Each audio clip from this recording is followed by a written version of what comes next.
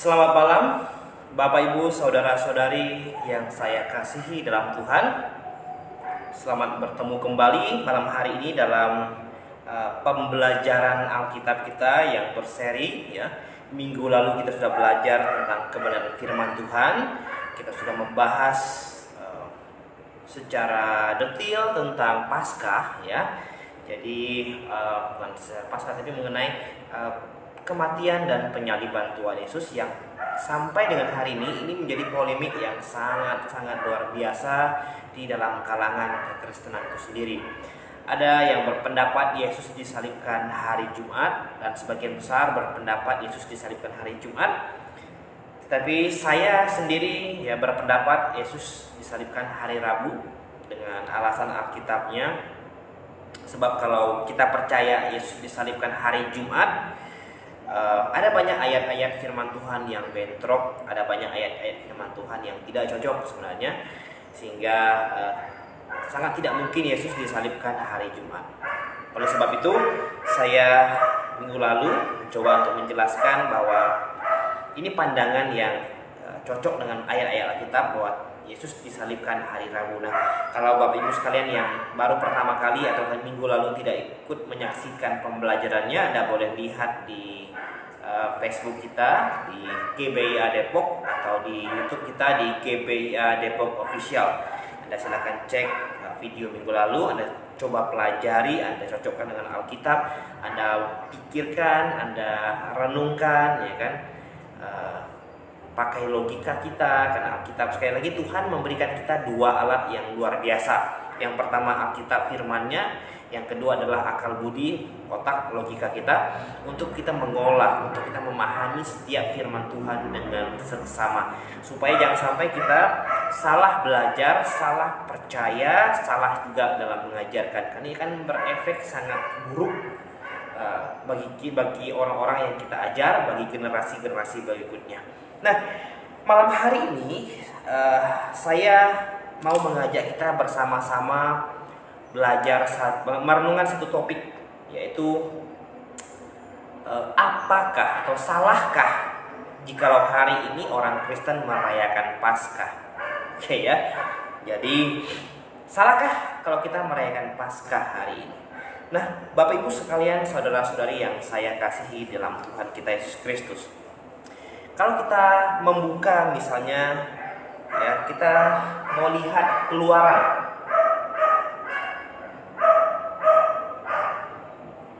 Ya. Kita mau buka Keluaran. Kitab Keluaran pasal 12. Itu bisa kita baca mulai dari ayat yang 1 sampai dengan seterusnya ya, dan seterusnya.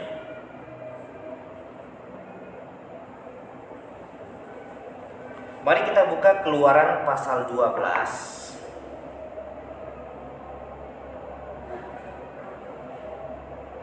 Keluaran pasal 12 mulai ayat 1 dan seterusnya. Nah, ini tentang perayaan Paskah pertama yang dilakukan oleh bangsa Yahudi ketika mereka masih di Mesir dan akan pergi dari Mesir.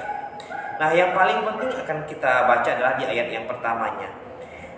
Berfirmanlah Tuhan kepada Musa dan Harun di tanah Mesir. Yang kedua, bulan inilah akan menjadi permulaan segala bulan bagimu. Itu akan menjadi bulan pertama bagi tiap-tiap tahun. Oke. Nah, ini ada satu clue, ada satu keterangan yang bisa kita lihat bahwa bulan ini adalah bulan di mana mereka akan keluar dari tanah Mesir ini harus menjadi bulan pertama dari tiap-tiap tahun kalendernya mereka. Jadi bulan pertama kalau kita lihat ya, ini jadi bulan pertama. Ya. Ini menjadi bulan yang pertama. Nah, bulan apakah yang dimaksud dengan bulan pertama ini? Ini kita bisa cek misalnya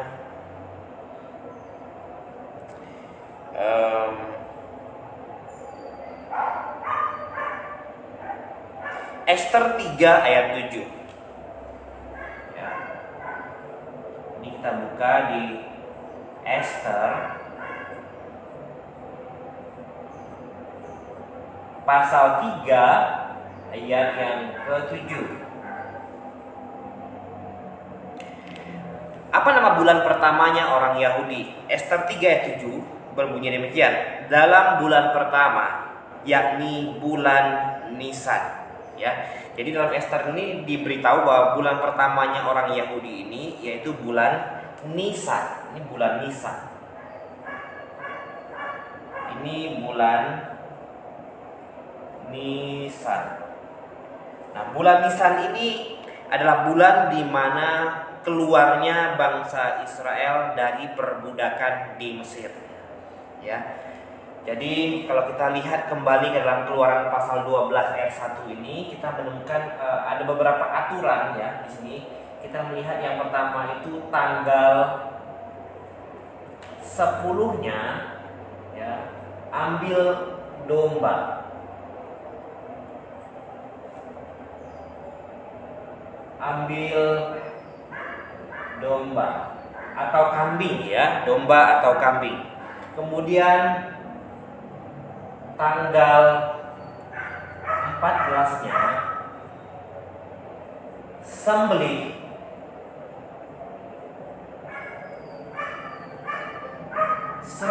domba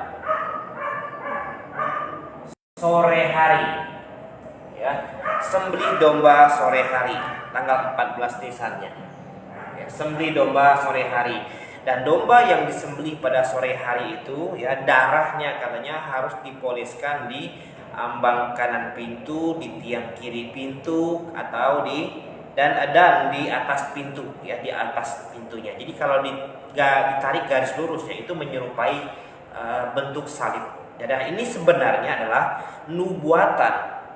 Nantinya sang juru selamat juga akan disalibkan atau dikorbankan layaknya anak domba itu, juga akan dikorbankan, dan darahnya ya, dagingnya yang tercabik-cabik, yang tercurah, inilah yang akan menebus dosa seisi dunia. Nah, seperti dengan domba pada saat disembelih, kemudian darahnya dioleskan di tiang pintu kiri, tiang pintu kanan, kemudian di ambang atasnya, dan fungsinya adalah rumah di mana darah itu sudah dipoleskan di pintunya, anak sulungnya selamat karena dianggap sudah ditebus atau digantikan oleh sang domba itu.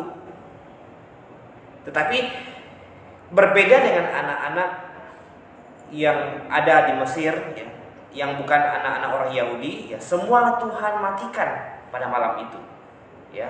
Tuhan matikan dari anak sulung Firaun sampai dengan anak sulung hewan, semua Tuhan matikan.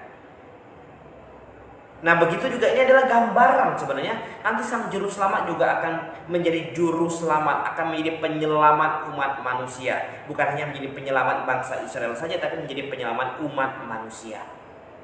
Nah, Bapak Ibu sekalian yang saya kasih Tuhan, Paskah terjadi tanggal berapa? Paskah ini tanggal berapa? Paskah ini tanggal ya, kita lihat di sini ya. Ini bulan 1 ini tanggal 15. Ini Paskah. Ya. Apa itu Paskah? Hari ini banyak orang Kristen yang salah paham tentang Paskah. Paskah itu bukan peristiwa penyaliban Tuhan Yesus. Bukan. Paskah itu artinya kalau diartikan dalam bahasa Indonesianya adalah lewat. Apa yang dimaksud dengan lewat? Jadi pada malam tanggal 15 Nisan itu, Allah beserta malaikat mautnya lewat di tengah-tengah bangsa Mesir.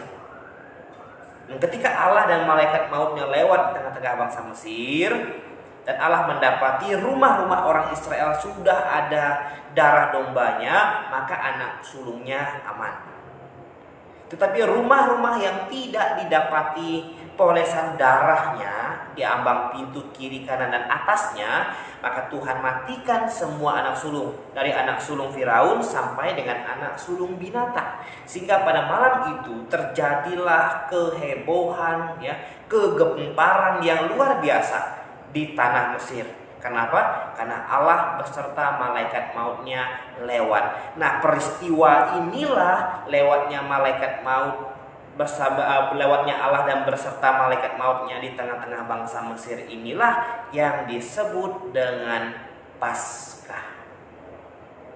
Jadi Paskah tidak sama dengan penyaliban Tuhan Yesus, tetapi Paskah, sebelum Paskah, 1 hari sebelum Paskah, ada penyembelihan domba yang menggambarkan Sang Juru Selamat nanti ribuan tahun kemudian juga akan dikorbankan sama seperti domba. Kalau domba mau menyelamatkan seisi rumah, terutama anak sulung yang ada di rumah tersebut, begitu halnya dengan Sang Juru Selamat menyelamatkan semua manusia, menebus semua dosa manusia, menebus dosa saya, menebus dosa Bapak, Ibu, saudara-saudari semuanya.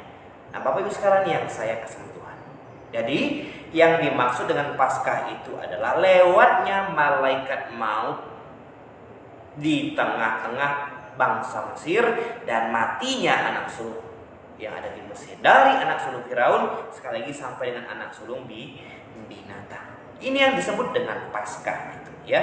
Oleh sebab itu momen peristiwa itu Tuhan minta Israel segera keluar dari tanah Mesir selagi mereka lagi heboh, mereka lagi sedih, mereka lagi kacau karena anak sulung mereka tiba-tiba mati. Anak sulung yang sehat, yang tidak tidak ada penyakit dan sebagainya, tiba-tiba mati. Dan malam hari itu Tuhan sengaja, ya, membuat hal itu terjadi untuk menghukum Firaun dan Mesir yang benar-benar tegar hatinya, mengeraskan hatinya untuk tidak mau mengizinkan bangsa Israel keluar. Dan Tuhan suruh Israel segera keluar malam hari itu dari tanah Mesir, sekaligus dari perbudakan tanah Mesir. Dan untuk mengingat peristiwa yang sangat super penting itu, di mana anak sulung Israel terselamatkan, maka bulan di mana mereka keluar itu Tuhan perintah untuk dijadikan sebagai bulan pertama dari tiap-tiap tahun mereka. Jadi Paskah itu sebenarnya adalah kalender bangsa Yahudi. Kalender bangsa Yahudi. Nah, Bapak Ibu sekalian, saudara-saudari yang saya kasihi dalam Tuhan, selain itu kalau kita kembali ke dalam Keluaran pasal 12 ini, ya, dalam Keluaran pasal 12 ini kita mau lihat ayat yang mulai ayat yang ke ini, ya. Sebentar. Ya.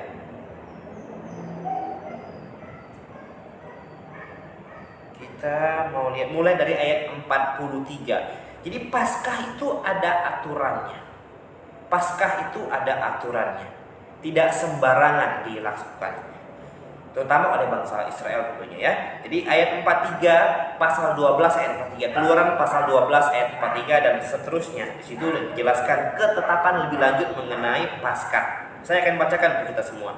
Berfirmanlah Tuhan kepada Musa dan Harun, inilah ketetapan mengenai Paskah. Tidak seorang pun dari bangsa asing boleh memakannya. Perhatikan sini. Jadi selain bangsa Yahudi, tidak ada yang boleh makan bersama bangsa Israel, makan Paskah maksudnya. Tidak ada yang boleh. Itu hanya untuk bangsa Yahudi saja. Ayat 44, seorang budak belian barulah boleh memakannya kalau engkau menyunatkan dia. Nah, kalau bangsa Israel punya seorang budak, ya, budak laki-laki tentunya, ya. Ya. Jadi mereka boleh ikut makan Paskah itu kalau mereka sudah disunat. Sudah disunat. Artinya kalau mereka sudah disunat, itu artinya mereka sudah resmi menjadi bagian dari bangsa Yahudi, dan mereka wajib ikut makan Paskah malam hari itu.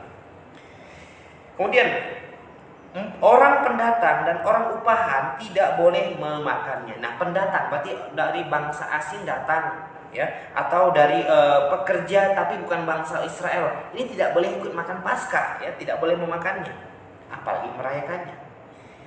Paskah itu harus dimakan dalam satu rumah juga. Tidak boleh kau bawa sedikit pun dari daging itu keluar rumah. Satu tulang pun tidak boleh kamu patahkan.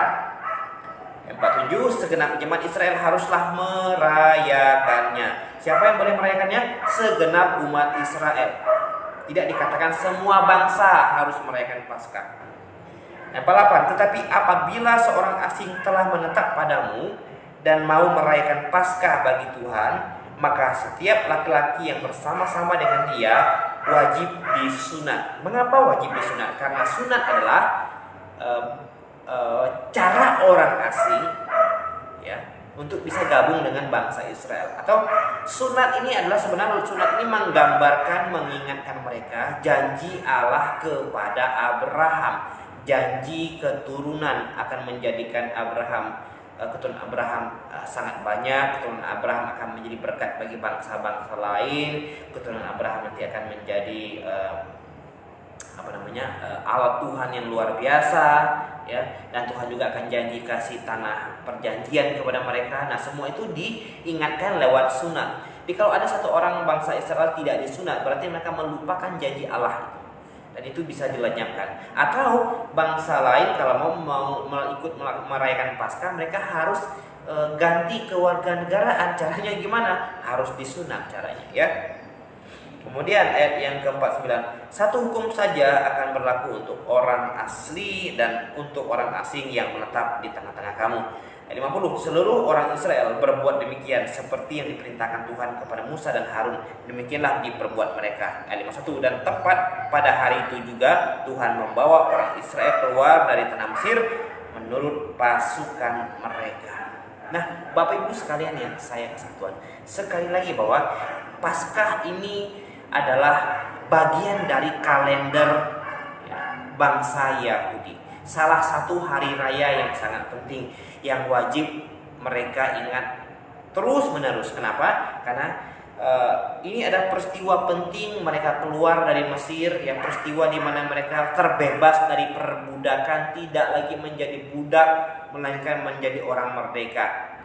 Dan penyembelihan domba ini adalah nubuatan tentang sang juru selamat yang nanti akan datang, juga akan dikorbankan untuk menghapus dosa seisi dunia, sama seperti domba itu.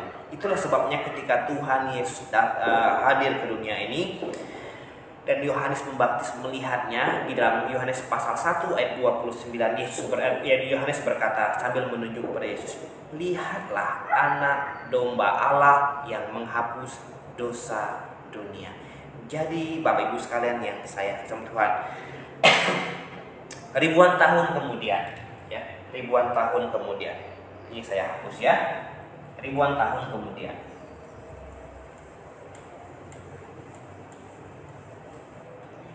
Yesus datang dan tersalibkan. Nah, ini kita buat ini mesbah. Ini mesbah ya, yang batu yang disusun membentuk meja, dan ini seekor domba yang disembelihkan oleh bangsa Yahudi, ya, setiap 1 tahun sekali, ya. Nah, domba ini menggambarkan atau menubuatkan tentang sang juru selamat. Sang juru selamat yang nanti akan disalibkan, ya. Sang juru selamat. Jadi ini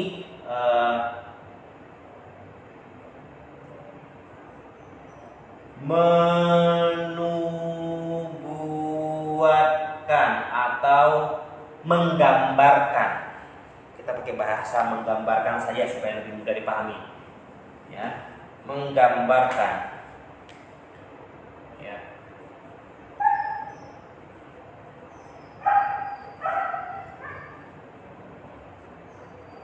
Menggambarkan sang juru selamat,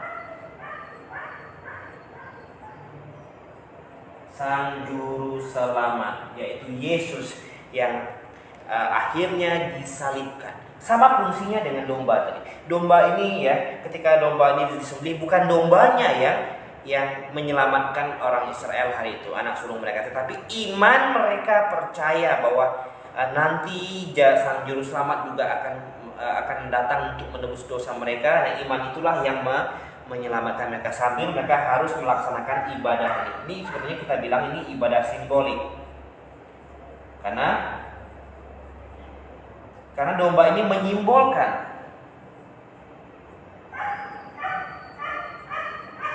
ya. Karena domba ini menyimbolkan juru selamat atau menggambarkan juru selamat. Itu sebabnya sembelih domba ini disebut dengan ibadah simbolik, menggambarkan sang juru selamat yang nanti akan disalibkan sama seperti domba ini ya, untuk menebus dosa dunia, menebus dosa bangsa Israel dan semua manusia yang ada di muka bumi ini ditebus oleh penyaliban, diselesaikan dosanya oleh penyaliban Yesus Kristus di atas kayu salib. Nah, Bapak sekalian, nah ini peristiwa Paskahnya orang Israel, ya, Paskah ini ya, yang dirayakan setiap tanggal 15 Nisan, yang apa namanya?